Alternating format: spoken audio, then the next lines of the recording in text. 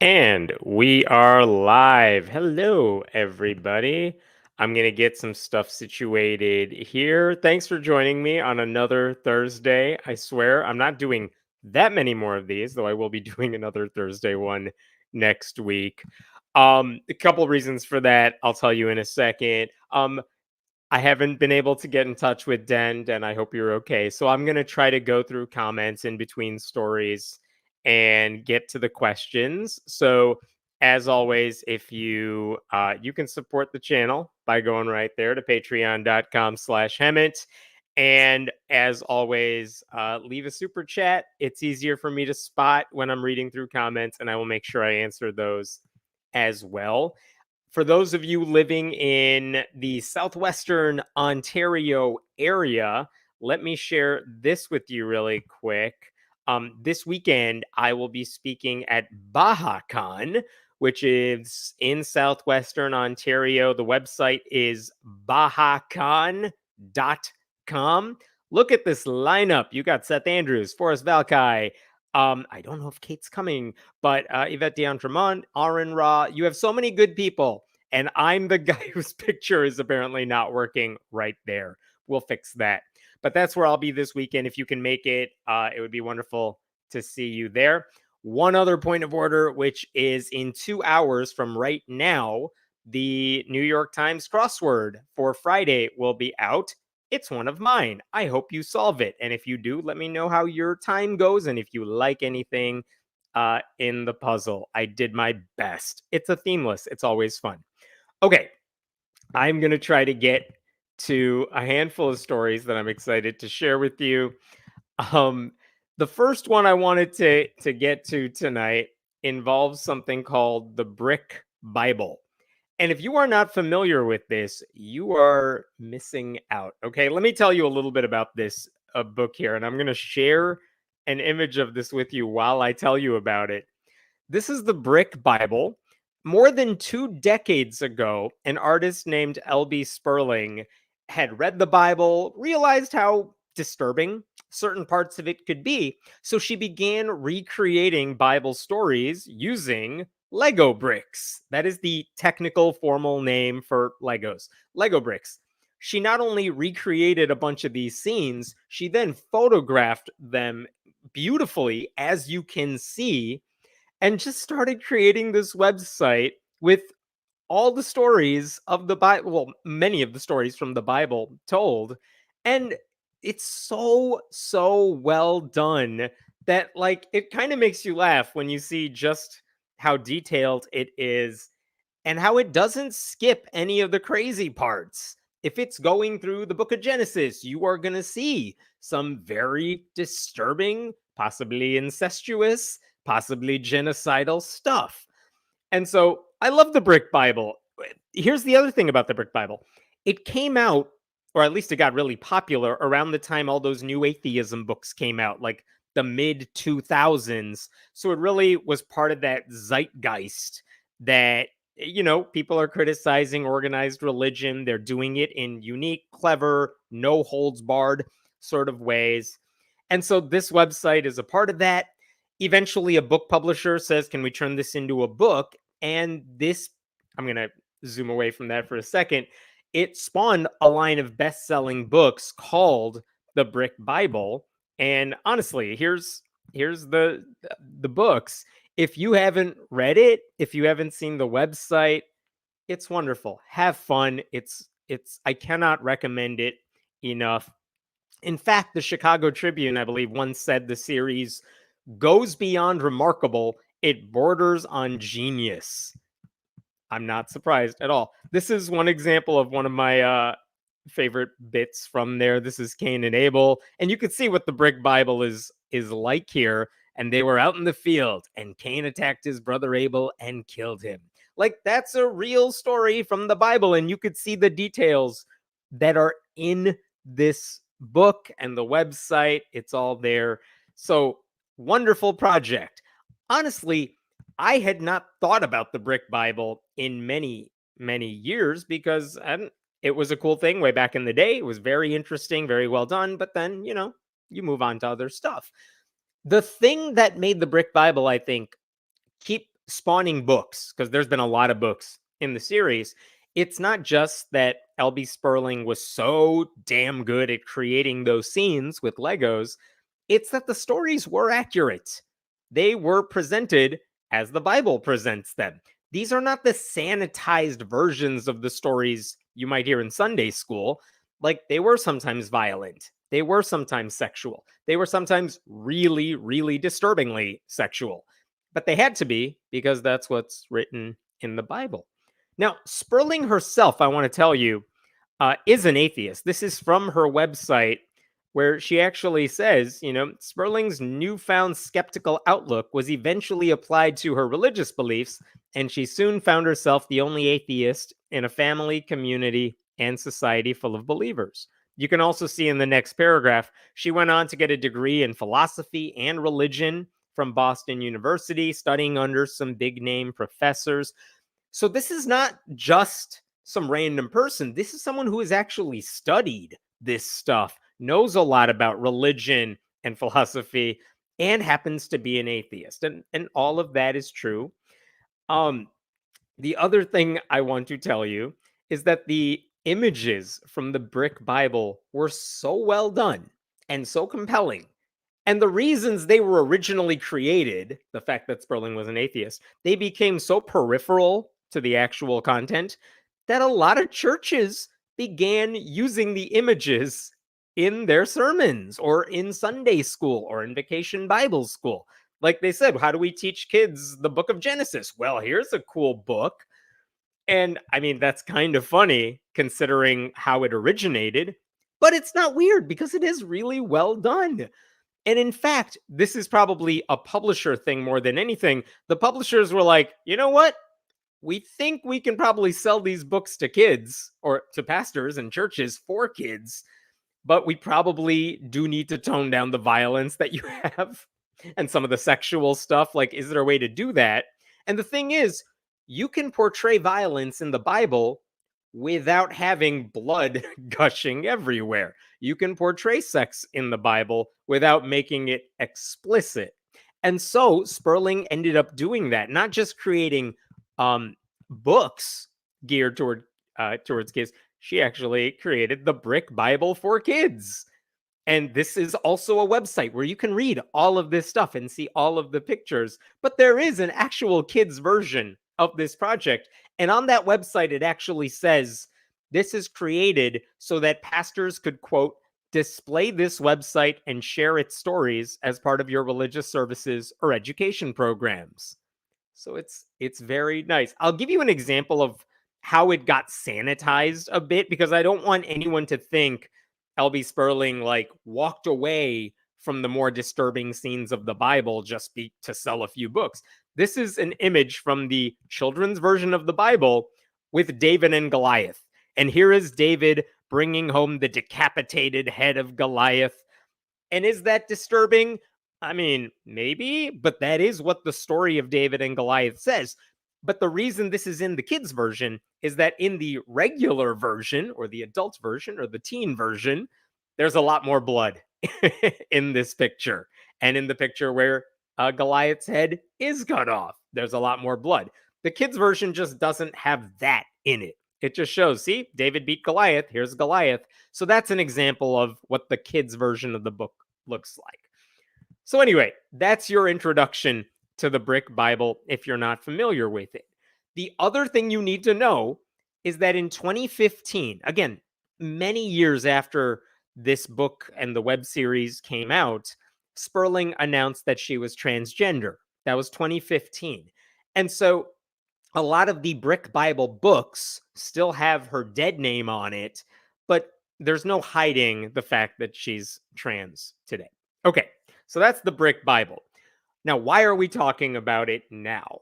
It's because even though the book series and the web series came out 2 decades ago, a conservative commentator named Allie Beth Stuckey just found out about it, and she is horrified. She's so disturbed by the fact that this series exists. And if you're not familiar with Allie Beth Stuckey, you may remember Candace Owens from last week. They share the same brain cell. Allie Beth Stuckey is also a conspiracy theorist who thinks dinosaurs are a hoax. I believe I covered that in a previous live stream once. But I want to show you some clips from the show she did this week, just so you get a sense of like how she's very disturbed by this and how shocked she is that this sort of book would exist. So here's one clip, then I'll talk about it. A curiously powerful graphic novel. The problem is that it is actually explicit. It is extremely gory. It is not theologically accurate, and it seems that it is actually meant to shock and disturb. It was seemingly created for adults who almost want to make fun of the Bible and to show how maybe cruel and merciless God seems, rather than for children to show them the beauty of Scripture and the love of Christ. I love that because you can almost see her figuring it out in real time. Because she said, like, the problem with this book is that it's explicit, it's gory, it's not theologically accurate. What part of the book is not theologically accurate? She never says, because it's pretty accurate. And also, she says it's shocking and disturbing. And she said, created for adults who want to make fun of the Bible and show how cruel and merciless God seems. Yeah, that's because God is cruel and merciless. Like, did she not know this? It turns out if you actually depict the Bible as written, God doesn't come off looking very good. And she says that children, you're supposed to show children the beauty of Scripture and the love of Christ. But that's really hard to do when you're reading like every verse in the Bible. Like, she's so close to figuring it out. But yeah, the Brick Bible lays out the stories of the Bible. That means there's a lot of disturbing shit everywhere. Like, if that shocks you, if that disturbs you, your problem is with the Bible, not the artist who's rearranging these scenes with Legos. Okay. Now, throughout her entire podcast that Stuckey did, she misgendered Sperling many times on purpose. She referred to her as a quote unquote transgender person. Like, she used the words quote unquote as if what, trans people don't exist. When she was reading a biography of Sperling, kind of like the one I did to you, she noted that Sperling used to attend an Episcopal church. And Allie Beth Stuckey said, the Episcopal denomination is extremely liberal because, it's not enough that she was a Christian. Clearly, she was the wrong kind of Christian. And then she insisted Sperling must have some kind of humiliation fetish, which must explain why she's trans. Like, just ad hominem remarks, absolute bigotry left and right. You expect that from conservative commentators. But I was curious, like, why is this coming up now? What happened with this series now that got her talking about it? And it turns out that what happened is that someone sent her a screenshot from a private Facebook group where they share book reviews for like families with Christian children, right? So they're sharing book reviews, and someone commented on the Brick Bible, and someone took a screenshot of that review and sent it to Allie Beth Stuckey. That's why we're talking about it. Well, let me show you the screenshot because this is so much fun to read out loud. All right, let's read this together. This is the commentator saying, posting this review because I have seen this book in churches we have had co-op at. Also, not what it appears to be. Oh my God. Okay, what did the reviews say? I know it's a little hard to see. I'll zoom in a bit. Sorry for the blurriness. Okay. Do not get this book for your children. My son won it at a vacation Bible school, VBS, Sunday night. They had a Lego competition as it was a Lego VBS starting Monday. Donations were taken that were Lego themed. Yeah. This kid won it at a Lego themed vacation Bible school. We left for a 2-day road trip Monday, and he read it for 2 days. Wow, this kid's reading the Bible for 2 days. He asked questions like, what's a eunuch? And if you're not familiar with that, go Google it right now. Not realizing there were images of characters cutting off their private parts and blood everywhere. Now, I know the next section is blurred out, but I do know what word they were saying. We had a talk about rape as he already read that in the Bible. But this story was in there as well, with a Lego raping another Lego. It jumped from one horrific story to another, never showing God's love and grace. Even God was shown from the beginning as a mean, hateful character. I am sick to my stomach as I am so careful with what he is exposed to. I looked up info on the author and some statements he, she, question mark, made are included. The author is a trans atheist, and this was written to mock the Bible and for adult teen audience. Like, okay, Christian Karen, calm down. Uh, it's funny because clearly they were very excited to get the Lego version of the Bible. The kid loved it. And then mommy looked at it and she's very disturbed because it's not the PG rated Bible that she wants her kid to see. And clearly she didn't read the book in advance. Clearly the Bible school didn't know what they were giving kids because clearly they got the original version of the book and not the Brick Bible for Kids. So it's all very interesting. I'm pretty sure the Brick Bible for Kids does not have the word eunuch or two Legos sexually assaulting each other. So Allie Beth Stuckey reads this letter to her audience. She never explains the difference between the Brick Bible and the version for kids. But you know what? None of that should matter. Because, like I said, God is cruel and vindictive in the Bible. That is true from page 1. This mom is mad because her son read the Bible, warts and all, instead of whatever version she wanted. It's not L.B. Sperling's fault that that kid was never exposed to the full text of the Bible until reading the Brick Bible. And yet, Stuckey was convinced there was some secret agenda at work with this series. Let me play this other clip for you. There's nothing that indicates that it would be blasphemous, of course, because it wants Christians and it especially wants unsuspecting kids to read it. And they want these violent images to be stuck in their head so that when they think about God and they think about Christianity, they are fearful and angry. But you don't get that at all when you are looking at the cover. Yeah, you don't get it if you look at the cover. You're never going to believe this. There's a famous saying about judging books by the cover. If only we knew what to do with that. The thing is, there is no agenda. Again, it's not blasphemous. It's just retelling the Bible. It's not looking for unsuspecting kids. There's actually a kid's version of the book. And this idea that the author wants violent images stuck in their head, so when they think about God and Christianity, they are fearful and angry. Again, I feel like that's a you problem and not the author's problem. Stuckey later said, "It is so much like Satan to make a book like this that looks cheery and loving on the outside, that really on the inside is a poor depiction of what God is." Okay. And by the way, within seconds of saying that, she said, okay, the Bible is absolutely gory in some parts. And quote, it does talk about some really, really disturbing stuff. But she went on to say, that doesn't mean God is like promoting that stuff.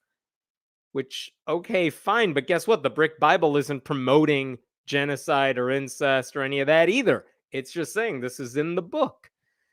So, since that podcast went live earlier this week, a couple of conservative websites have been trying to blast out this clip. This is an example from The Blaze, which I believe is the company Allie Beth Stuckey works for.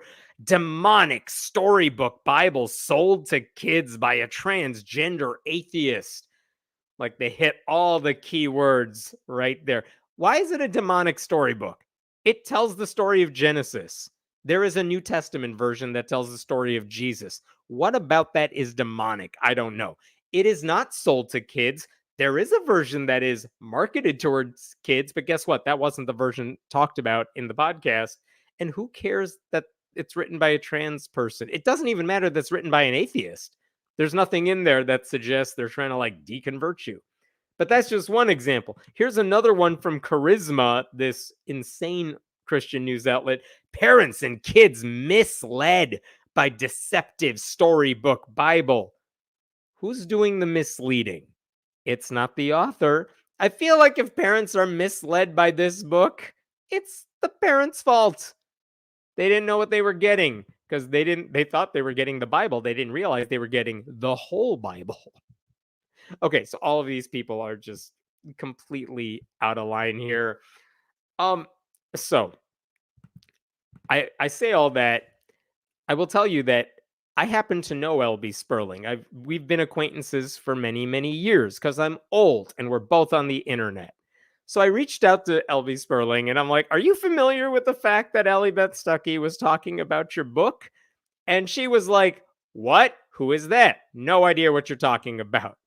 So I got the chance to tell her, "You have to look at this clip."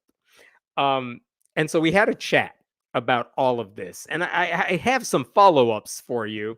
First of all, she was kind of amused that the book was in attention, back in someone's attention this year. She said it's like, oh, wow, ripped from the headlines of 2011. In some ways, she told me it's kind of a throwback because she used to get hate mail when the series first came out. And eventually, when the books came out, that turned into getting 1-star reviews on Amazon. And now she's just getting this is like the next line of hate mail in a way. None of these people seem to understand the goal of her project, which was to recreate these scenes. She I did ask her, "Did you know churches are using your books and your website?" She was a little familiar with that. She said she had some awareness churches use it, but she couldn't tell me, who's buying the books. Are they Christians? Are they atheists? Is something else? There's no way to delineate which group is buying books. It's not like churches buy her book in bulk or anything like that. I will say she was probably most frustrated by the fact that Allie Beth Stuckey was just misgendering her left and right on purpose. So during our conversation, she kept saying, "Oh, what did Alfred say? Is that what Alfred thinks?" Purposely misgendering Allie Beth Stuckey because guess what? It turns out that's annoying and offensive. The other thing I found very interesting is Sperling told me that it's not the first time this has happened where someone buys the brick Bible and they think it's meant for kids because it's Legos. And then they realize, like, oh, this is gory and violent. And actually, she told me, at her request, the publisher actually made a change on the Amazon listing of the brick Bible. I highlighted this, but you could see it here. If you go on Amazon now to buy the brick Bible, look at this disclaimer at the bottom. This is right at the top of the page, and this is my highlighting, but this note to parents: this book is intended for older children, teens, and adults. For younger children, please search Amazon for the Brick Bible for Kids series of picture books. Like, even now, the publisher is kind of telling you, hey, is this really the book you want? And clearly, no one at Vacation Bible School knew that. So I found that interesting. I didn't know that. Um, was there anything else? Oh, she also wanted me to say, look, she's been here before. There's no secret agenda at play. There's no deception. And she wanted me to tell you she does not have a humiliation fetish. Um, and in case anyone's wondering about these books, the Bible series actually stopped in 2018. At least that's when the last Brick Bible for Kids book came out. However, if you are interested, she is working on a different project, which I didn't know about. It's the Brick Book of Mormon. It's only online right now. I think it's the brickbookofmormon.com, but there are several chapters already, and it looks just as awesome as the regular Bible series. And also, she just published her first book that doesn't involve Legos. And this is at her website, but lbsperling.com. But you could see the title here: Salvation from Ancient Judaism to Christianity Without a Historical Jesus. Like, that's an actual academic type of book. So if you're interested in LB's work, check it out. I'm sure you're going to enjoy it. And I'm so amused by the fact that this series is getting attention again. Maybe new people will discover it. And you know what? Maybe if Allie Beth Stuckey read any of these other books, she might actually learn something. Who knows? I'm going to stop there and I'm just going to see if there are some questions here for me to get to. I'm highlighting some of these so I could do this all at once. One person is asking, Why are we doing this on a Thursday? It's because I'm out of town on Friday this week and next week. So I'm just trying to do this as early as I can before I leave and am unable to do it. Some other questions here. Also related to what I said earlier, I didn't know you made crosswords for the New York Times. Yes, I do. I have weird hobbies. So, like I said at the beginning of the show, my next New York Times crossword will come out in about 1.5 hours. It's the Friday crossword this week. Themeless, lots of fun words, and one I'm surprised they accepted. So I hope you enjoy it. I think it's like my seventh puzzle for them. I also write crosswords for Slate. If any of you want to do those are smaller, a lot easier to finish. So yeah, check it out. What is this one from Spencer? When I was a devout Mormon boy about 20 years ago, my brothers and I discovered the Brick Bible, originally the Brick Testament, and had a delightful time laughing at the sarcastic, irreverent Bible. And I think Spencer, you said later on you're excited to read the Brick Bible from Mormons. I'm sorry, the whatever that version was, the Brick Book of Mormon, rather. So, yeah, awesome stuff. Thank you, Lady Merlin, for the donation. The Brick Bible was first released when I worked for Lifeway. It hardly sold. Conservative parents didn't care for it. But now that the artist is trans, they are now mad. Quite weird. Yeah, weird is like the keyword for all of them, right? Um, I'm. It is interesting. I wonder if there is a chart of when people have bought this book. I assume they did it when it first came out. I wonder if there's like a bump at times like these when people are talking about it. But awesome series, regardless. Spencer adds the God of the. This is the Dawkins quotation. The God of the Bible is one of the most horrifically hateful, violent, vengeful, malicious, vindictive entities in all of fiction. Yeah, that's the paraphrase of the famous Dawkins line, but it's true. If you're depicting the Bible scenes, don't be surprised when God doesn't come out looking great. I like this one as well. If you made a Venn diagram of people who wanted the Bible taught in schools and people who are horrified at the graphic content of the Bible, you'd have a circle. Well put. It is always amusing, like when they say we want the Bible in schools, it's like you didn't specify which chapter and verse you want kids to read. And if you don't say that, guess what? We can read any part of it we want, and that could be very entertaining for everybody. Okay, I'm going to get to the next story here. Give me one moment. And apologies if you had a question and I missed it. I'm trying to get to everything. Was Den raptured? It is entirely possible. I haven't heard from him for a week. I hope he's okay. I know he was moving recently, but I thought everything was worked out. So hopefully we'll see him soon. Okay. Give me a second and I'm going to get to this next story here. This is the other big one I wanted to cover. So I want to make sure I do this justice because it's insane and I don't think it got the attention it deserves. Okay. You all are familiar by now, I think, with the fact that Louisiana passed a law a couple months ago to require every public school in the state, every classroom, to put a copy of the Ten Commandments up. Like every classroom needs a copy of the King James Version Ten Commandments. And they modified it trying to escape any unconstitutionality. Like there has to be a disclaimer nearby. You have the option of putting other things around it, but it's illegal. It's absolutely illegal. Just to give you some specifics here, when the governor of Louisiana, Republican Jeff Landry, when he signed that law, he actually said in a speech he can't wait to be sued. He knew it was going to lead to a lawsuit. And guess what? They were sued. A whole coalition of religious and non-religious plaintiffs, backed by several church-state separation groups, have already filed a lawsuit saying this law is unconstitutional. And we've talked about that on this live stream before. They said the law substantially interferes with and burdens their clients' First Amendment freedoms. Basically, by mandating the KJV 10 Commandments in every classroom, the state is effectively telling kids which religion counts and which ones don't. And the practical consequence of that is telling kids from non-KJV families, and that includes some Christians, that they are second-class citizens. So that's why they filed this lawsuit.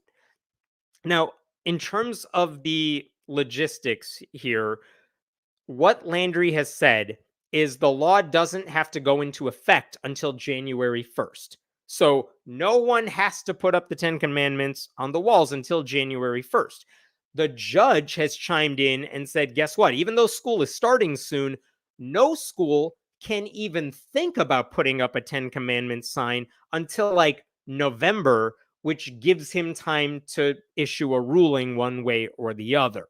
Like January 1st is theoretically when penalties would apply, but no school can do it until November. That's where we are right now. This is in the courts. We have to wait for a decision.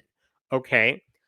This week, however, the governor of Louisiana and the state's attorney general, Liz Murrill, they held a press conference. Basically, they said, we are filing a motion with the judge telling him to throw out those other people's lawsuit. Just toss it. You don't need to do anything with it. They're saying our law is totally legal, and they wanted to make a case for why their law is legal and why the judge shouldn't waste his time with it. Okay. And I'm going to play you one first clip from the press conference, because this is what the attorney general is saying for why the case should be tossed out. So as we explain in the brief, the lawsuit is premature, and the plaintiffs cannot prove that they have any actual injury. That's because they don't allege to have seen any displays yet, and they certainly can't allege that they have seen any display of the 10 Commandments that violates their constitutional rights. No defendant has actually posted the 10 Commandments on a classroom wall. Because this lawsuit is all based on hypothetical facts, the court can't decide the case yet. So we've asked the court to dismiss the case on that basis in our brief. Her argument, by the way, in case you are listening to this, the audio is weird in the press conference and you can only hear it out of one side. So sorry about that. But the argument she's making is that, hey, look, there are no 10 Commandments posters in any classroom. So why are you suing us right now? You got to wait until January or at least November. You got to wait till these posters go up. Then maybe you could file a lawsuit. But right now, there's nothing up on the walls. So you have no standing. You're not injured, legally speaking, in any way. It hasn't violated your rights because the posters aren't even up yet. That is her argument for why they should be dismissed. Except that's not really how it works. The law has already been passed. So you don't have to wait for the commandments posters to go up before you could say, this bothers me. Legally speaking, it's unconstitutional because the law has already passed. So legally speaking, I don't think she has any case here.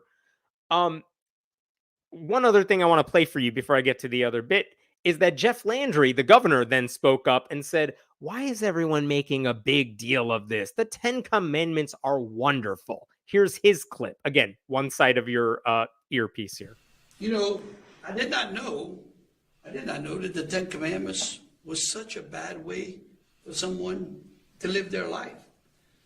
And I believe that the legislature was only following the will of the people of the state. Because when you look at the sheer votes that were cast in the support of this bill, it was done in a bipartisan support. That little bit of word salad there makes no sense at all, because the First Amendment is not subject to popular vote, first of all. He said, we're just following the will of the people. It was bipartisan. It doesn't matter if it was 100% bipartisan and every lawmaker voted for it. You can't, it would still be illegal. You can't pass a law to override a right. That's why they are rights. It doesn't matter if it's popular vote. And you would think that the leader of a southern state would understand why the popular vote shouldn't always matter. Sometimes rights matter more than what everyone wants, because guess what? Sometimes the majority of people want some really horrible things. The law is illegal because posting a Christian display in a public school classroom, no matter what it looks like, no matter how many votes you got in favor of it, no matter how many excuses you offer to say this is just American history, it all violates the First Amendment. It violates the idea that the government cannot promote a religion or even religion over no religion, right? No amount of window dressing is going to change that. There's one more clip I want to play for you, which is a reporter actually asked that guy, Jeff Landry, the governor, hey, what would you say, hypothetically, to the parent, to a parent who's an atheist? Or maybe if they have a son or daughter who's an atheist, what do you say to them? And his answer was predictably horrible. And may I ask either of you, for the children who may not believe in God and see this in their classroom, or parents who are upset that they may be in their child's classroom, what should they do? Well, here's what I would say. I think we've forgotten in this country that democracy actually means majority rules. For some kind of way over the last 2 decades or so, for whatever reason, our government has flipped the script, or the people believe that we flipped the script. When you elect people, you elect them by a majority. That majority gets to rule. That does not mean that if you don't like something, you have a right to impose that which the majority likes. And so what I would say to those parents is that if those posters are in school and they find them so vulgar, just tell the child not to look at it. Tell the child not to look at it. That's your answer for the atheist. And by the way, not just atheist. That applies to every non-Christian and every non-KJV Christian. Just don't look at it. What's the big deal? Like, you would never see a governor say that to Christians. Like, oh, if you don't like this satanic prayer, just, cover your ears. It's not a big deal. You'll never hear them say that, because what he said was the sort of thing you only ever hear from Christians who expect their religion to be treated like the default option. It's apparently everyone else's job to ignore the Christian propaganda, not the government's responsibility to not promote a preferred religion. It's just ridiculous. And again, he said democracy actually means majority rules. No, not when it comes to laws, not when it comes to overriding civil rights or anything like that. How does a governor not get that? I mean, I know he's Republican, but come on. But the star of the press conference was not that guy. It was the attorney general, the state's attorney general next to him, who I did not know before this week because I had no reason to know her. But it was appalling just how bad she is at her job. And I know that because I watched the rest of the press conference, because here's what she actually did during the press conference. Instead of just saying a bunch of stupid things, what she's argued, like I said, she says the case should be tossed out because these 10 Commandments posters aren't up, so there's nothing for anybody to be offended by. And then she offered lots of examples of possible 10 Commandments posters that could go up in classrooms that, you guys, they are so inoffensive that no one could ever be offended by them. And she wanted to show, like, come on, if you showed this poster in the classroom, do you really think anyone would say what we're doing is indoctrination? So she had examples. Her staff, her office made a whole bunch of posters to show people, as if to prove there's nothing offensive about the 10 Commandments. And because I'm pretty sure she did not expect anyone to take a close look at those posters, I looked at them and they're insane. I'm going to show you some of them. Interestingly enough, I'll show you this. There is a 60-page motion that her office filed with the judge in Louisiana saying, just get rid of this case.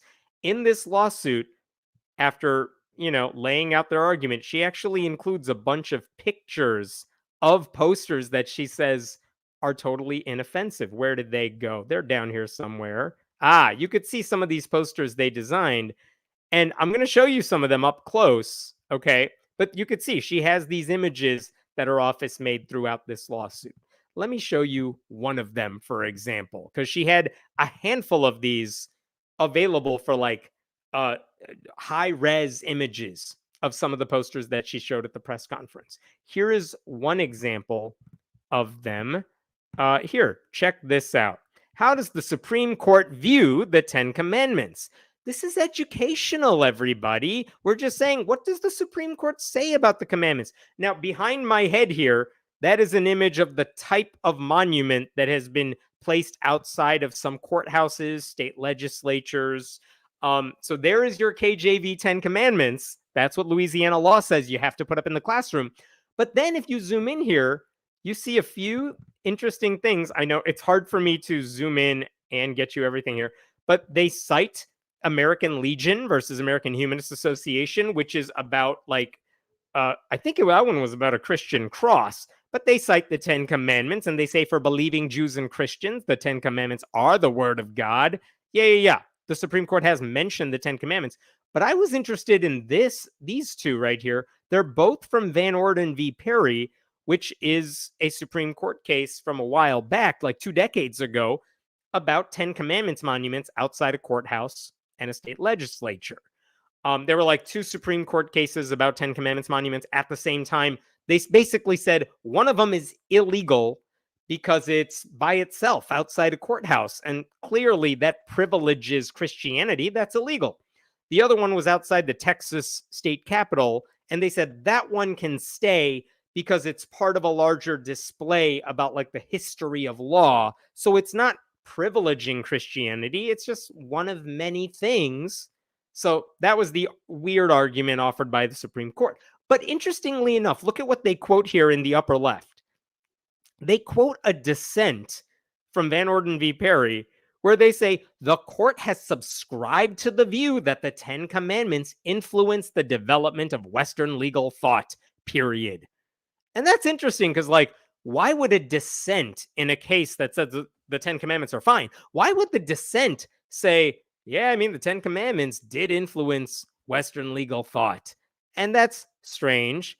So I went to the dissent to look it up. And on page 37 of Van Orden v. Perry, in the dissent, by the way, you could see this is Justice John Paul Stevens dissenting. This is in a footnote, and I want you to look at this with me.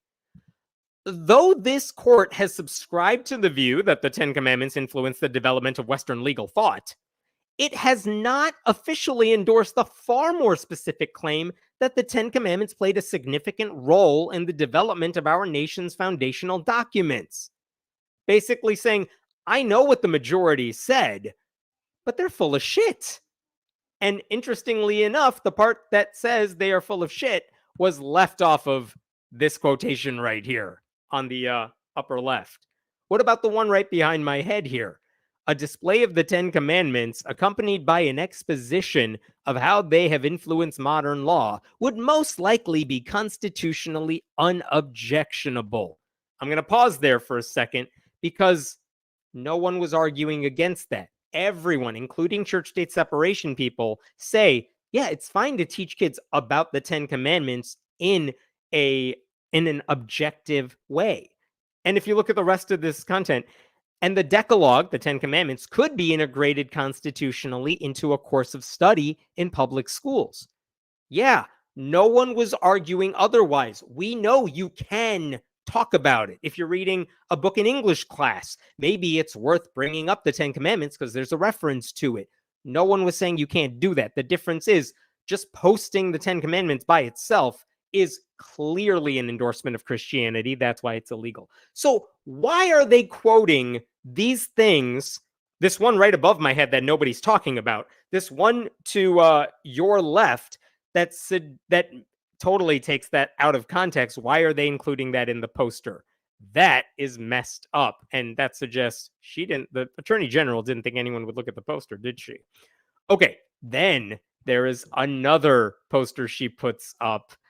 Oh, by the way, I should say that the second display right here, the second quotation rather, that's from David Souter's dissent.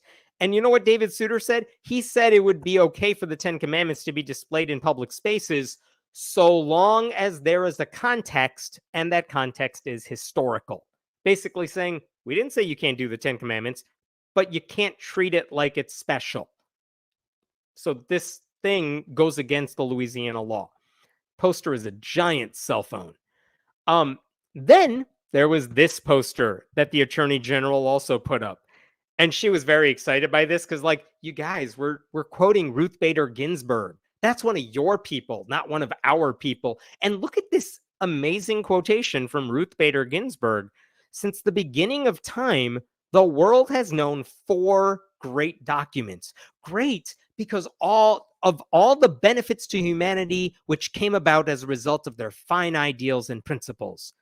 And if you zoom in here, if I can zoom in here, you could see that those 4 great documents include the 1689 English Bill of Rights. We got the 10 Commandments, you got the Declaration of Independence, and you got the Magna Carta. Okay, fine. But think about this for a second, because I think this is a fair question. When did Ruth Bader Ginsburg, when did RBG call the 10 Commandments one of the world's 4 great documents? Because I feel like that's something I would have picked up on had she done it in a Supreme Court ruling at any point in her career, right? Like, that doesn't sound like RBG. And so I had to go look this up. And actually, I want to show you one other thing. In the lawsuit, if I go to the part where she mentions Ruth Bader Ginsburg, look at what she says.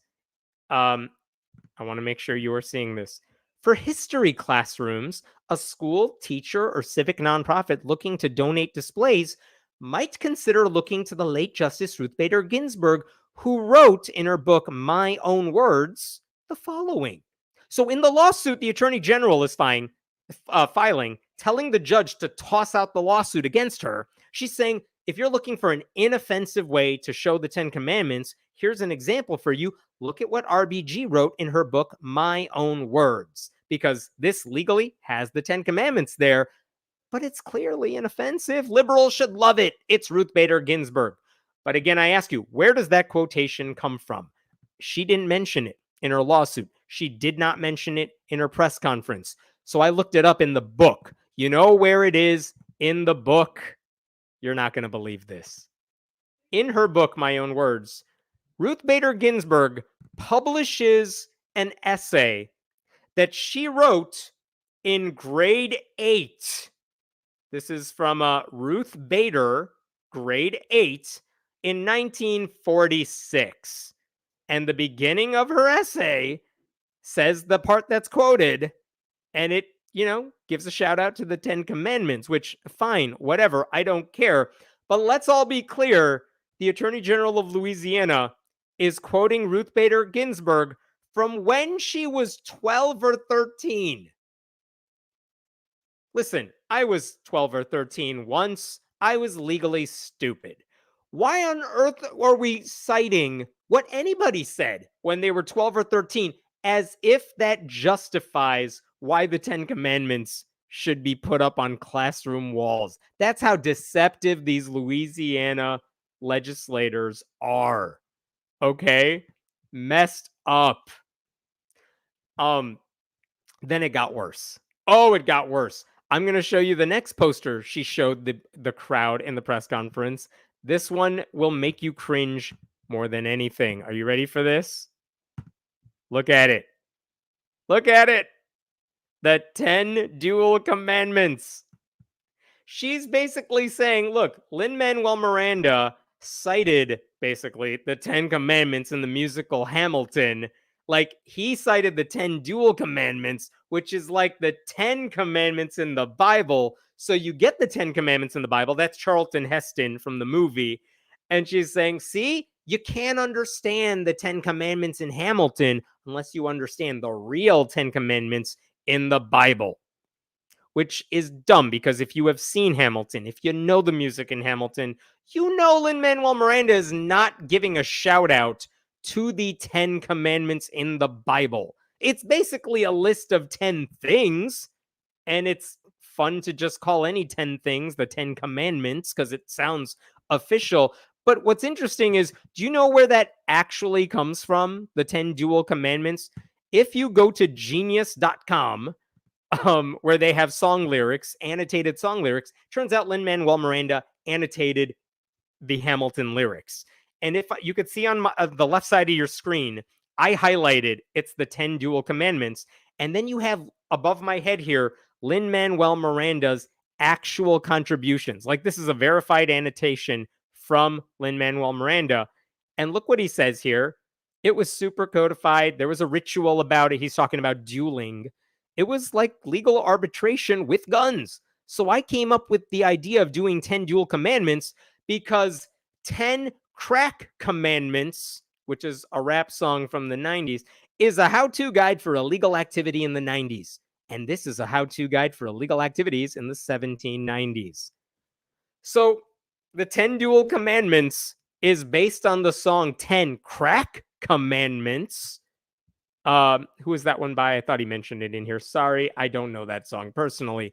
But the point is, it is not based on the biblical 10 Commandments. And yet, Louisiana's Attorney General and every single idiot who works in her office is so oblivious to this that they're like, you know what we could do? We could just say Lin-Manuel Miranda supports the Bible's 10, not an endorsement per se, but he used it, and that's a shout out to the Bible's 10 Commandments. No, it's not.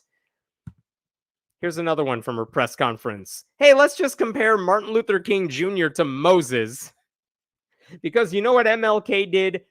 Back in the day, he required Birmingham campaign volunteers to sign a commitment card consisting of 10 commandments. And listen, that is true. He did have his volunteers fill out this commitment that they are going to be nonviolent. But you could see on the left side of your screen here, a lot of this stuff is super religious because guess what? Martin Luther King Jr. was a reverend. But like it says, meditate daily on the teachings and life of Jesus. It says later on, pray daily to be used by God in order that all men might be free. Martin Luther King did have a 10 commandments for nonviolence. I would argue it's also super religious. So unless you're studying that objectively, that shouldn't be on a classroom wall either. Two wrongs don't make a right here. But also, you don't need to know the actual 10 commandments to understand what MLK was trying to do. He's not trying to get you to convert or anything like that. Here's one more poster that they showed in Louisiana too.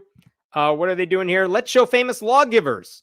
So we have Moses. Oh, and hey, there's Mike Johnson. He's a lawgiver. You know, these two dudes, they're kind of the same person because they are both lawgivers. Let's ignore the fact. I mean, Mike Johnson's from Louisiana, so they like the guy. So, like, I'm not surprised that Republicans would point to him. But to be clear, Mike Johnson has presided over one of the least productive sessions of Congress in U.S. history. And if you're saying all lawmakers are the same, one of them is Moses. He was with the 10 Commandments. You could have a picture of Marjorie Taylor Greene and it would accomplish the same thing. And I don't think anyone would argue that makes kids learn anything. So this idea that you got to show a picture of Mike Johnson is ridiculous. There were a couple more I wanted to show you. I won't spend too much time on these. But in the lawsuit, the Attorney General also says that what about a poster you could put in computer classes like this one? It's humor inspired. Let's see. Here we go. This one is humor inspired, tablet humor. And you have two iPads talking to each other. What's that? Another iPad said, that was the original tablet. Ha ha ha, that's a joke. There's also another one right here, which I don't know if they said you could put this in a speech language pathology room. I don't know if I like this one. Even important men stutter. And they have King George VI of Britain. I think that was the one from the King's Speech movie, but he struggled with a speech impediment. And apparently Moses in the Bible also says in the Bible, like, he's not sure he could talk that well. And so they're saying, look, you could put this up in the speech pathology classroom saying, look, important men stutter. And that's their justification to put up the 10 Commandments. Like, they're just grasping at straws here in the worst ways, right? It's so bad. It's so bad. And yet this is what they're doing in Louisiana. And I know I said this before, but like, it doesn't matter to them that an identical law saying, let's put up the 10 Commandments in classrooms, that was deemed unconstitutional 44 years ago in a lawsuit, in a case called Stone versus Graham. That was in Kentucky. That was deemed unconstitutional. Louisiana officials are basically hoping, listen, even if this judge says our law is illegal, we're going to just keep appealing it till it gets to our buddies on the Supreme Court so they can overturn the Stone case. That is what they're hoping for. I don't know. It's just disturbing that these people have nothing better to do. Louisiana is one of the worst states in the country when it comes to education. They could do so much for students, but Republicans who run the state just don't care. This is the shit they're trying to do because they don't actually care about improving students' lives. They just want to shove Christianity in their faces. I mean, for what it's worth, the judge who is listening, who is hearing this case, that who's randomly assigned this case, he is a judge who was nominated by Barack Obama. So maybe he's competent, which is more than you can say for Trump judges. So I hope he declares it illegal. But it would just be so much better if he really quickly said this law is illegal and puts this whole thing to rest. And Louisiana doesn't bother appealing it because it's dumb. It's a dumb law. They will appeal it, and they're hoping it gets to their friends, but man, don't they have anything better to do? I mean, clearly they don't, but I wish they did. Okay, I'm going to pause there for a bit. I am going to try to get to some of these questions here. When will all Louisiana businesses be required to be closed on Sunday? It's a great question. They don't actually care about resting on the Sabbath day. It's only shoving this stuff in kids' faces so that they can all ignore it. I mean, you may recall that in Arizona, was it Arizona? No, in Texas, when they tried to pass a similar law to put up 10 commandments in schools, one of the arguments made by a Democratic lawmaker is, don't the people in this room violate these commandments all the time? It's Texas. You know how much they love guns and the death penalty. Doesn't that violate thou shalt not kill? And this Democratic lawmaker, James Tallarico, he went through the list of all the ways Texas violates these rules all the time, trying to show the hypocrisy. And in Louisiana, they clearly don't care. Your Honor, my client only broke into that store, opened the cash case with the torch, and was holding the money. But my client never actually removed the money from the store. And yes, this is the argument Louisiana's making. We didn't do the crime yet, so you can't prosecute us for the crime. We didn't put up the 10 Commandments posters yet. We didn't force anyone to, so you can't sue the state for putting these up. I mean, it's a dumb argument, but that is what they are going with. This is a good question. Shouldn't they instead be dealing with Louisiana's widespread poverty, the epidemic levels of gun violence, and the state's crumbling infrastructure? I mean, yeah, they should be, but it's Louisiana and it's run by Republicans. So you're not going to get any of that as long as people keep electing the worst possible lawmakers in that state. It's very frustrating. What I'm just checking to see that I didn't forget. Oh my God, Joe, how dare you say Hamilton is extremely overrated? This is blasphemy. You will be banned from the comments as soon as I get around to it. I like this. Are you smarter than an 8th grader? Not in the Louisiana Attorney General's office, you're not. Didn't some church already get sued for ripping off Hamilton? Yeah, I broke that story. I was very proud of myself for that one.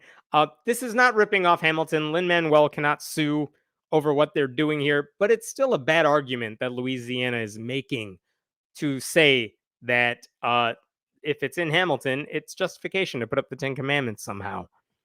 Okay, I hope I didn't miss anything. I'm going to move on to the next story here. Give me a second to get this stuff up and running. Trying to close many tabs here. Close. Computer's moving faster already. Okay. That was the longest story I think I had today. All right, here's the next one.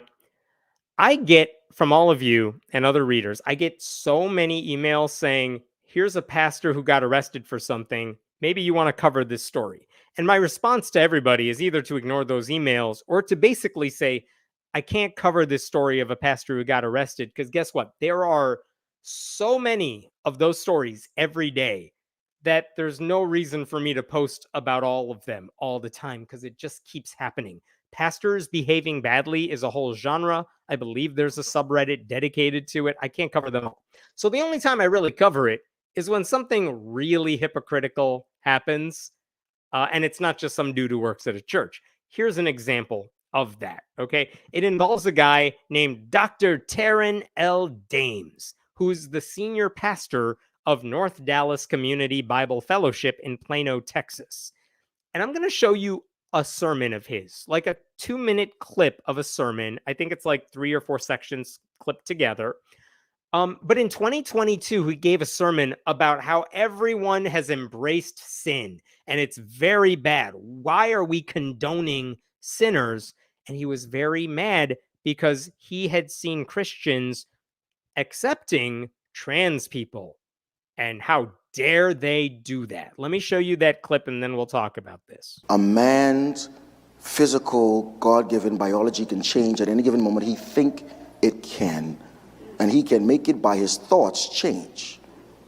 Or go to a doctor and have him manipulate his flesh. And so can a woman too. We so-called Christians who stand up and condone this evil immorality, we're cursing God to his face and saying, your image is disgusting. I will twist it how I want it to be.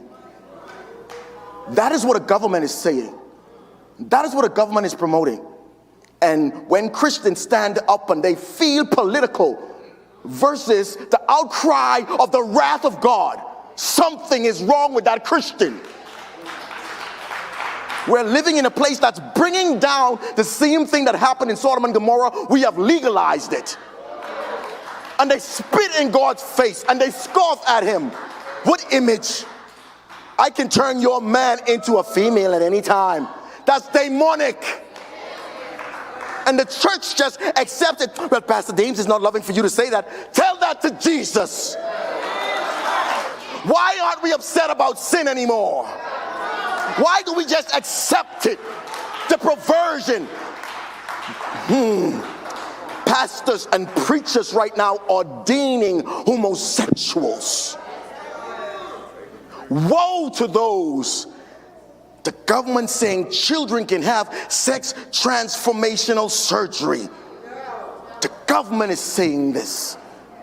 Use pronouns to call a boy so to mess up his mind, and we wonder where the men are. They're being told they're women.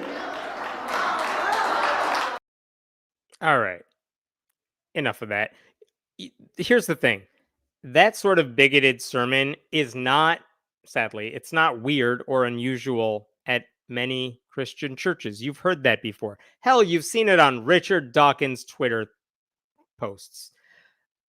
Transphobia, not surprising. But this guy's whole point is he cares deeply about sin. He can't believe we are imitating Sodom and Gomorrah and scoffing at God and spitting in God's face. Like there's nothing worse in his mind than a Christian who condones sin. And it's not just this one guy either, because his church has been spreading this stuff for a while too. This is a Facebook post they made in 2023. Parents, if you're not willing to intentionally disciple your kids on social issues, then you're intentionally allowing our culture to indoctrinate them with godless moral standards. Oh no, not godless moral standards. Don't be afraid or delay in telling your kids the biblical truth on gender, sex, and marriage. So again, this whole church is all about sinning and don't deviate from God's plan. How dare you? That's horrible. That's evil. So why are we talking about this guy? Why? What do you think he did? What do you think he did? Because that sermon isn't weird. It's not unusual. Let me show you the headline from a local Texas affiliate, news affiliate. Here you go. Former Plano pastor indicted for allegedly soliciting a prostitute. And if you look at the article, there's our friend right there. And then according to an arrest warrant affidavit, an undercover Plano officer posed as a prostitute and placed an ad on a website that is commonly used by individuals to solicit sex for money. Wait, it gets better. On May 2nd, Dames called the number on the ad and offered to pay $150 for the full service, which is a slang meaning for sex, the affidavit alleges. Dames was indicted in June on a charge of soliciting a prostitute. The church said he was removed from his position in May because of moral failure.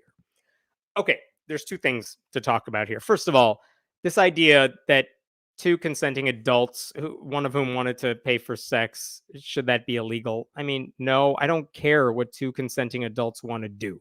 All right. I don't think we should be policing consensual sex work.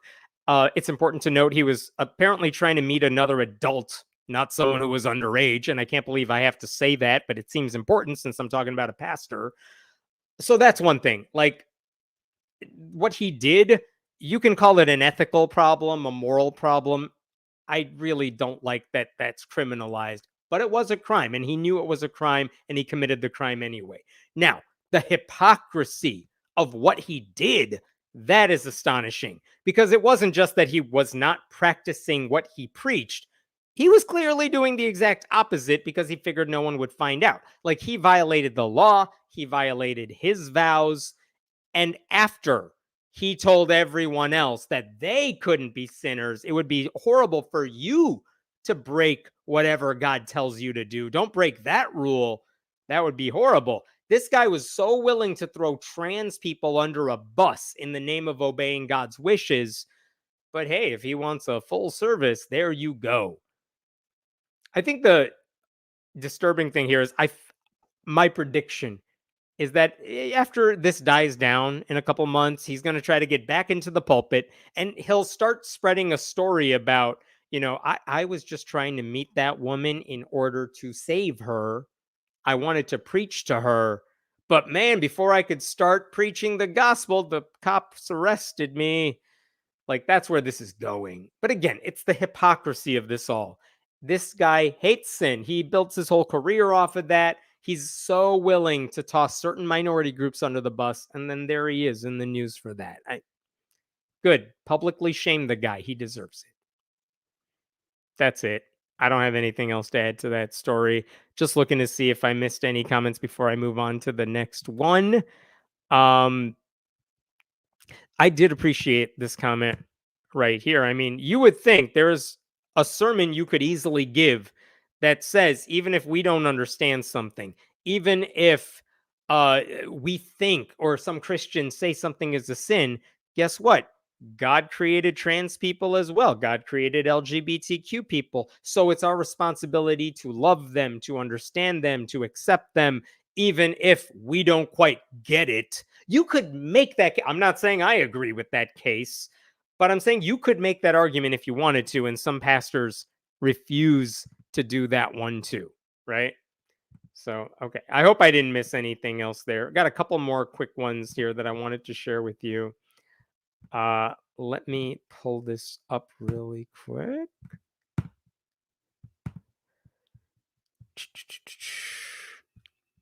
All right. This is fascinating to me. I saw this article from the National Association of Evangelicals, and I was shocked by what they reported here. This is, again, look at the website, National Association of Evangelicals. This is the group, by the way, that used to be led by Ted Haggard. If you are old like me, you remember Ted Haggard. He was one of the most famous white evangelical preachers, very big in the anti-gay aughts. And then, of course, like the previous story, he was caught paying a male escort for sexual things and drugs.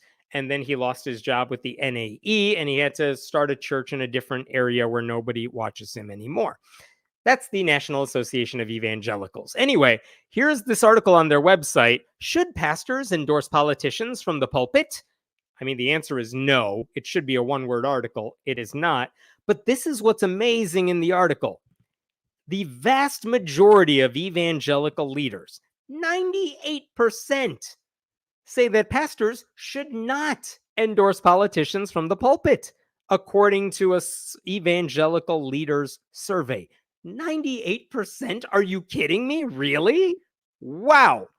And then they quote the current president of the NAE, Walter Kim. The pulpit should be used in a prophetic manner, bringing the gospel to bear on today's complex cultural issues.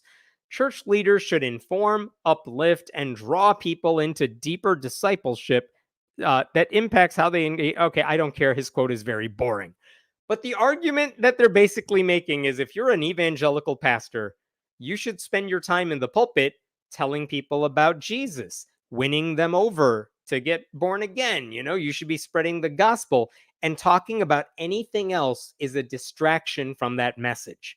That's basically what he's saying, which I understand, but I am shocked that 98% of evangelical leaders said, of course, you should not preach politics from the pulpit, because that doesn't match up with my experience covering these people at all. They actually said that 98% number is up from the last time they did this survey, which was, what's the date on this? 2017. And that time it was nearly 90%. It was actually 89% if you look at this image.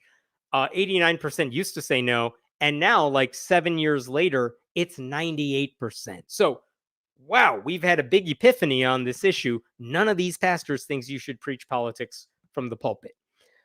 Except that's not what actually happens, right? We know there is no shortage of pastors who spread messages that are anti-LGBTQ. I just showed you one.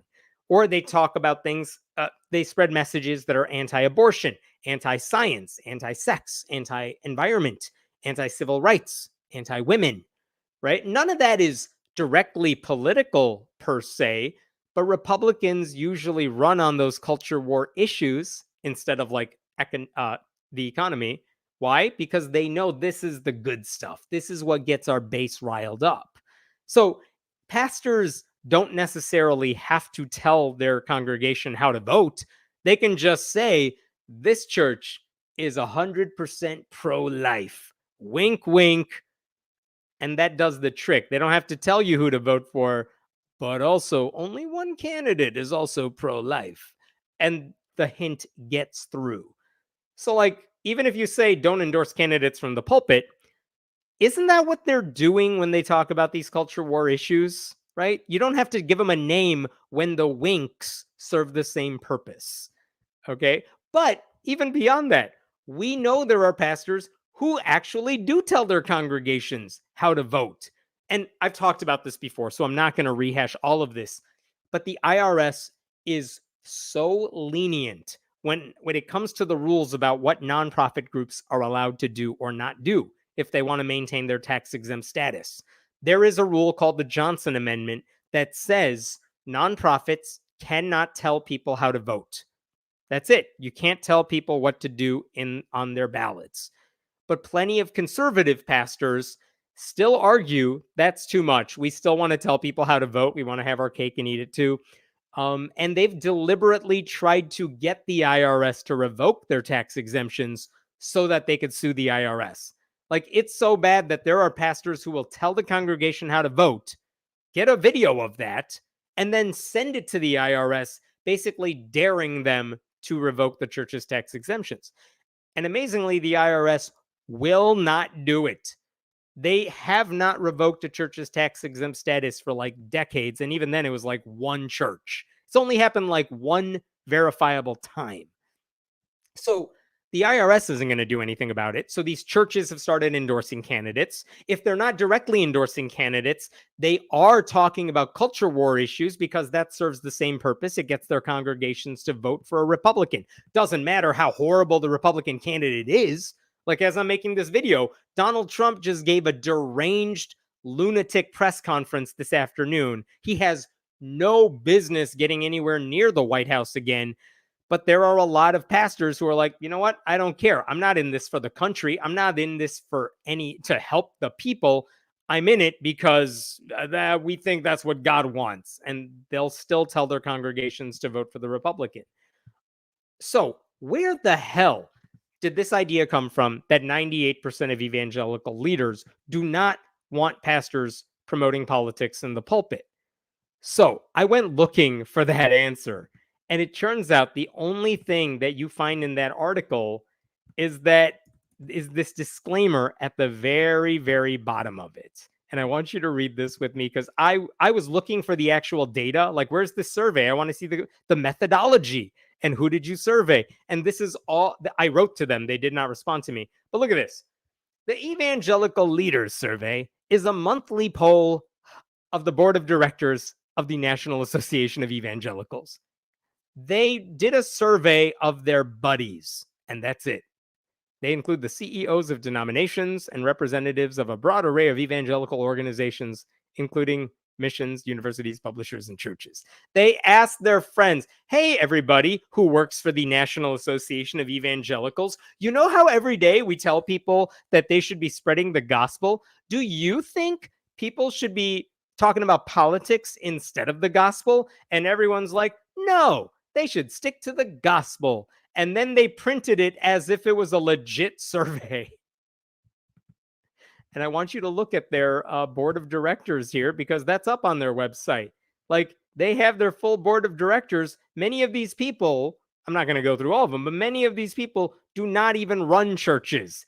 They're just people who are administrators for Christian ministries or things like that. And if they're the ones answering your poll, like, they have no idea what's going on in churches, or they don't care that pastors do whatever the hell they want. So, okay, definitely not a scientific poll. So then I was trying to figure out, like, well, what is the actual answer? What percentage of sermons are political? And the closest answer I could find is that the Pew Research Center, a couple of years ago, they did a survey where they asked believers, hey, how many times has your pastor mentioned the election?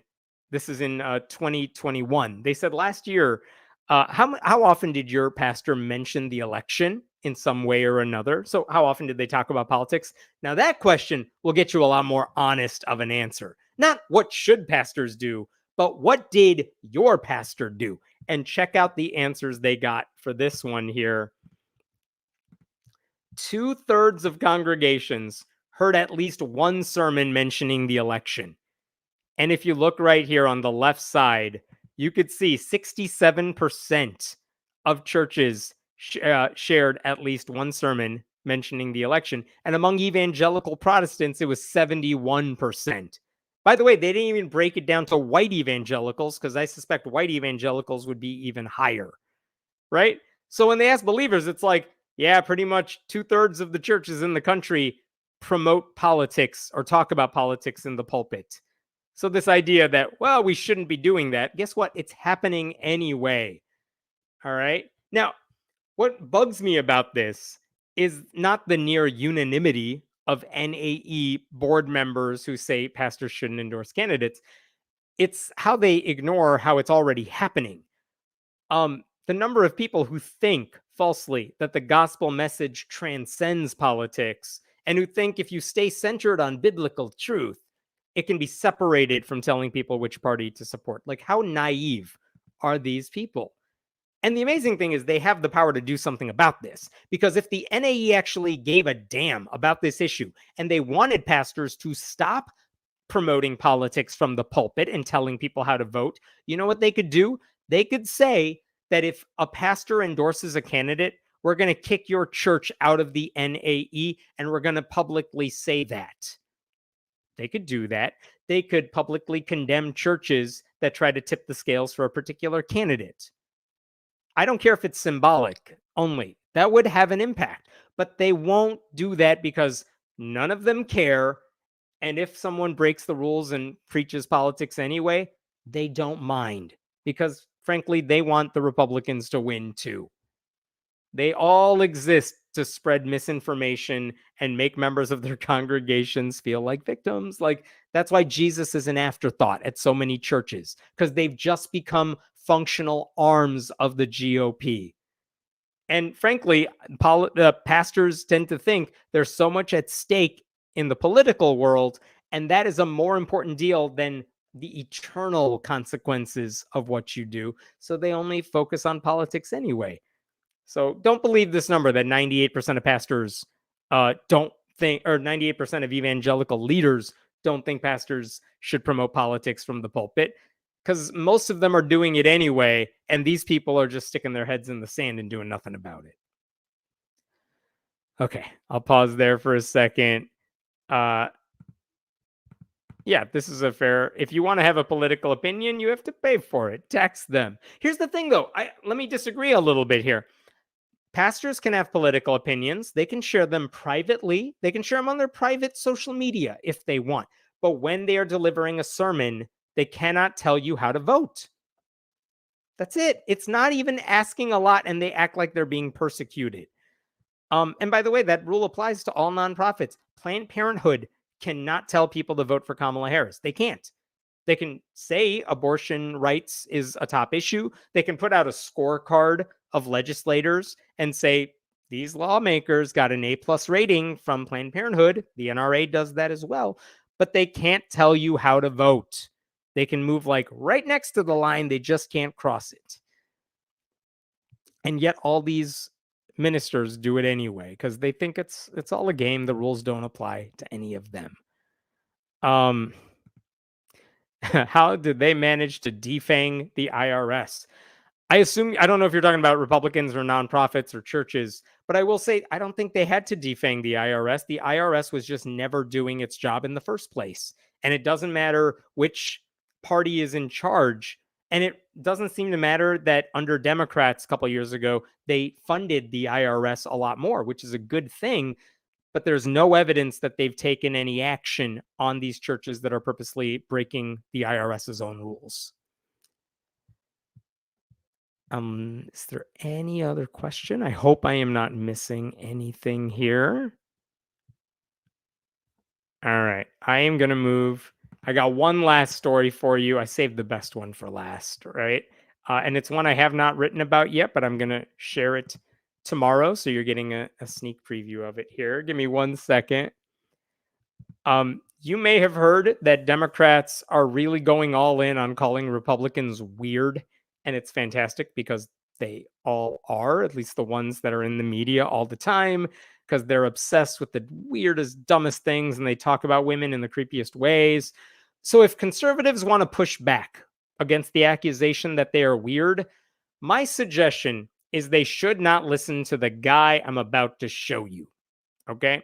There is a show called Flashpoint, and if you're not familiar with it, this is on Kenneth Copeland's Ministries channel, and you could see from their About page, this show is tackling topics that mainstream media does not. So they're the alternative news, the news you won't find on those lamestream media channels, right? And so this week, the host of the show, Gene Bailey, he said that his next guest is a guy named Joseph Z. Doesn't have a last name, just has a last letter, Joseph Z. And he said, I'm going to show you a clip of this in a second. Joseph Z describes himself. Let me show you this. Mr. Clean here. He describes himself as an international prophetic voice. Not just prophetic, but he speaks multiple languages. I guess that's what that means. I don't know. But he's super duper magical, is Joseph Z. So Joseph Z was going to go on Flashpoint, and they were going to interview him. And Gene Bailey says, listen, and I'm going to quote this, what we put on the air, we take very seriously. That comes even more so when it comes to men of the cloth and prophets. Like, they really vet their guests. They're only going to show you people you can trust. And this week, they decided to invite Joseph Z because this guy is good, they said. They said this guy always nails it every time, and they wanted to introduce him to their audience. And so the first question Gene Bailey asked Joseph Z is, are you encouraged or discouraged by where America is these days? And that's a very softball question because, of course, you know what the answer is going to be. I know what the answer should be. It's like, yeah, I'm discouraged because of all the horrible things those liberals have done, right? That's the easy answer for someone like this speaking to this audience. That is not the answer Joseph Z gave. And his answer wasn't just bad. It was like cuckoo bananas insane. Okay. And I will just tell you, Joseph Z ended up talking about Tim Walz. And I will play for you this clip so you could see what he said. Here at Flashpoint, we take what we put on the air, we take very seriously. And who we put on the air, we take seriously as well. But that comes even more so when it comes to men of the cloth and prophets. Are you encouraged or discouraged about where America is right now? You know, even when we bring up guys like Tim Walz and you're looking at what's going on, people say he's, Midwestern folksy. I have another word for him, being from Minnesota myself, and it's weird. The guy's just weird. You see the way he hugs his wife, you see the way he does everything. And, it's interesting how the spirit of Antichrist just loves to pick these people that fit right in with the wicked overlord lizard mafia that is really driven by their goblin masters. And when you're looking at this, I believe that's exactly what we're facing right now. Wicked overlord lizard mafia. I assume that's all of us. Coolest band name ever. But apparently Tim Walz, the most I don't say this in a bad way, the most boring politician, the most down to earth, easy to like politician. He's secretly part of a wicked overlord lizard mafia that is driven by our goblin masters. Listen, you're not going to beat the charges of weird when you say shit like that. And listen, as someone who has been a progressive Democrat for a really long time, I feel like I would know about the lizard mafia and the goblin masters. Like, there is nothing about Democrats that is as cool as the way Republicans think we are. Like, if there is a wicked overlord lizard mafia, it is news to me. I've never met my goblin masters.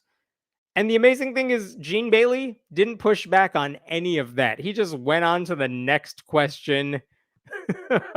Like nothing weird ever happened. Apparently, lizard mafia and goblin masters are just totally normal things to say. And these are the same people who flip out when they see kids playing Dungeons and Dragons or something. Which is too bad he moved on, because I really want to know more about my overlords here. And by the way, again, he said all this about Tim Walz. I am clearly Walz pilled. I like this guy a lot. He's fantastic. I didn't think Kamala Harris would choose him. I was delighted that she did, because I knew as soon as he talked, people were going to like him, and they appear to have done that. But there's nothing about the guy that suggests he has a dark side. I mean, I just read an article this week that showed he doesn't even have any stocks. He doesn't have money tucked away anywhere. He's utterly middle class and boring, like as you would expect from a longtime teacher. So if he has a secret life that involves a lizard mafia, that would be incredible. Now, why am I showing you all this? Because I think there might be someone watching this who's like, who cares? No one's watching this show. It's a conspiracy channel. Why does that matter? It matters because you know who does watch this sort of show? The sort of people who have political power. Check this out. This is from Right Wing Watch. They found that clip I just showed you, but this is from a couple years ago. But look at what they did on January 6th. On the evening of January 6th, a group of Trump-supporting prophets took part in a live broadcast of Flashpoint, that show I just showed you. And the Victory Channel's Greg Stevens presented as breaking news this claim. It's confirmed. The FBI had a busload of Antifa people come in and infiltrate the rally, and those are the people that broke into the Capitol and did all the damage. Like, no, none of that is true at all. On that same January 6th Flashpoint show, Prophet Mario Murillo declared he knew for a fact that none of the rioters were Trump supporters. Guess what? They actually were. Like, lots of them were. So this channel has power. I should tell you also that Donald Trump himself has been interviewed by Gene Bailey more than once on the show, but a couple times I think over the phone as well. And this show actually promotes rallies too. Look at this. This is also from Right Wing Watch. I'll zoom in here. This is from January of 2023. They showed this clip. The Christian nationalist program Flashpoint is holding an event in Florida next month to train right-wing Christians how to take over local school boards. And then Gene Bailey says, that sounds like we're trying to take over the world? Yes, we are. I fully admit that. That's exactly what we're doing. So this isn't like Alex Jones, InfoWars, crazy fringe people. These are people who are like parts of the Republican coalition. They have power within that coalition. And now you have some crazy prophet guy calling Tim Walz part of the lizard mafia with goblin masters and stuff. They are weird. That's the moral of the story. They're all weird little freaks, and no one should take them seriously. And my goodness, I hope this election kind of convinces enough of them after they lose that maybe they should dial it back on the weirdness. All right, I think I'm done. Just looking through to see if I missed anything here. Thank you, Bart, for the donation. Mr. Walls is a wonderful human being. He sure seems like it. I would be devastated if we learned anything bad about the guy. But Goblin Mafia, I don't know, man. I don't know where they come up with these lies. I wish I knew, because I would make some good suggestions as well. Thank you. This is obvious, but it's a great line anyway. Profits, more like profits. Yes, yes, yes. If there are any other questions, feel free to leave them. Otherwise, I will probably see you next Thursday as well. And I hope I didn't miss anything. I apologize if I did. I think I'm calling it a night. Thank you for joining me. In case you missed this, you could support this channel by going to patreon.com/Hemant. You can also subscribe to my articles, the ones I talk about on this show, by going to friendlyatheist.com. You could subscribe for free, but I appreciate it if you subscribe for like real. And hey, 30 minutes. Go do your crossword in 30 minutes, and I will see you. Do your New York Times crossword. Tell me what you think of it. I will see you all next Thursday. Have a good one.